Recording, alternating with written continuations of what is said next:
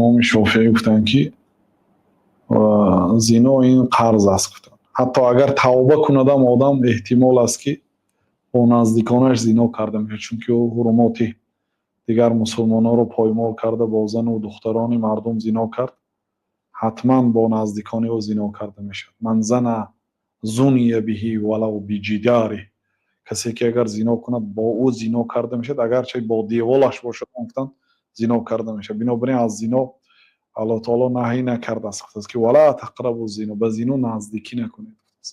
این زنا بسیار گناه عظیم است.